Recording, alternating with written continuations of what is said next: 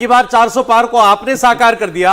Bharatiya Janata party lead NDA 401 पहुंच सकता है व्यूअर्स। ये सबसे बड़ी खबर इस वक्त की जो हमारे एग्जिट पोल से निकल करके आई, एनडीए 400 क्रॉस कर सकता है। सीएनएक्स इंडिया टीवी के एग्जिट पोल में यह आंकड़ा 401 तक जा सकता है। 371 से 401 एनडीए। और बता दीजिए कांग्रेस कहां पार कर 52 से 64 कहां लिखा है? ये इंडिविजुअल पार्टियों की टैली भी आपकी स्क्रीन पर आ गई। 52 से 64 319 से 338 भारतीय जनता पार्टी, कांग्रेस पार्टी 52 से 64 सीटें जो है वो ले सकती है। ये देखिए, ये एनडीए और इंडिया गठबंधन की टैली है। 371 से 401 एनडीए, यानी नरेंद्र मोदी 400 पार जा सकते हैं। इंडिया गठबंधन, कांग्रेस पार्टी, बाकी तमाम दलों को मिलाने के बाद 109 से 139, अन्य 28 से 38 सीटें जीत सकते हैं। अब आपको पार्टी वाइज टैली भी दिखा देते हैं। पार्टी वाइज टैली में जो आप पूछ रहे थे रागी जी की कांग्रेस पार्टी कहां दिखाई दे रही है, कहां 295 की बात हो रही थी। आज ही मल्लिकार्जुन खड़गे कह रहे थे कि इंडिया अलायंस 295 पर जाएगी। अब देखिए पार्टी वाइज जो डिटेल है वो सामने आ चुकी है। 52 से 64 कांग्रेस पार्टी जा सकती है। 319 से 338 बीजेपी 319 से 338, 370 का आंकड़ा दिया जा रहा था बीजेपी की ओर से। 370 हम ये बहुत सोच समझ के आंकड़ा दे रहे हैं। आप ही के इंटरव्यू में बोला था ना, या 319 से 338, ये आप 303 से कंपेयर कीजिए 2019 के।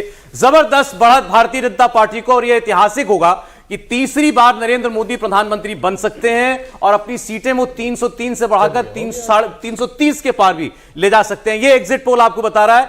दूसरे नंबर की पार्टी कांग्रेस पार्टी बन सकती है, लेकिन उसका ग्राफ 52 से शुरू होकर के 64 तक, केवल मैक्सिमम 64, यहां जाकर के गाड़ी कांग्रेस पार्टी नेता विपक्षी दल बन सकता है। इसके बाद डीएमके की बात कर लें। एक बार पहले सारी पार्टीज की बात कर लें, फिर इंडिविजुअल पार्टी पर हम डिस्कशन करेंगे। डीएमके की बात करें, 15 से 19 सीटें डीएमके के पास। तृणमूल ममता बनर्जी की पार्टी 14 से 18 सीटें। जेडीयू की बात करें 11 से 13, आरजेडी 2 से 4, आम आदमी पार्टी की बात करें 2 से 4, वाईएसआरसीपी 3 से 5, टीडीपी 12 से 16 सीटें ला सकती है। समाजवादी पार्टी 400 का नारा साकार हो रहा है, तो अब यहां पर क्या मोदी फैक्टर, बेनिफिशरीज, या फिर ऑपोजिशन ने ढंग से चुनाव लड़ा ही नहीं, सोकर जागे? देखिए ये तो मैं नहीं कह सकता कि सोकर जागे, जागे हुए सोते रहे वो। अच्छा।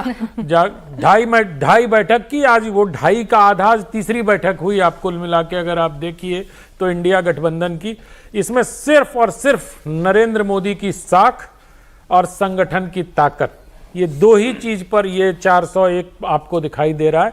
इसमें सिर्फ मैं ये कहना चाहूंगा कि लाभार्थी वर्ग, लेकिन महिलाओं ने बम्पर वोट दिए हैं। मैं पहले दिन से इस बात को कह रहा हूं, और मैं जितना घूमता था मेरी ये धारणा दृढ़ होती जाती थी कि नरेंद्र मोदी के पक्ष में महिलाएं जबरदस्त वोटिंग कर रही हैं। चाहे मैं हिमाचल गया, बिहार गया। मतलब ये लग रहा है मुझे कि जो प्रधानमंत्री मोदी ने कहा था कि सिर्फ 4 ही जातियां, युवा, महिला, गरीब और किसान, चारों जातियों ने प्रधानमंत्री मोदी को वोट किया है। जो बात अनंत जी ने भी प्रोग्राम की शुरुआत में, एग्जिट पोल की शुरुआत में, नंबर आने से पहले देवेंद्र एग्जैक्टली ये बात महिला वाली बात कि महिलाओं ने बहुत जबरदस्त। बिल्कुल सर, अब उसमें जिस तरीके का काम किया प्रधानमंत्री नरेंद्र मोदी ने, कोई वजह ही नहीं। जैसे उदाहरण के तौर पर उठा के देखिए कि टॉयलेट की बात, जिन महिलाओं के घर में टॉयलेट है, जैसे मैंने संपन्न वर्ग की महिलाएं, फॉर एग्जाम्पल अगर इन लोगों की बात करें, इन्हें भी वो सेंटीमेंट अच्छा लगेगा कि किसी गरीब महिला को इस समस्या से अगर निजात दिलाई जा रही है तो ये ऑटोमेटिक उस व्यक्ति से जुड़ेंगे।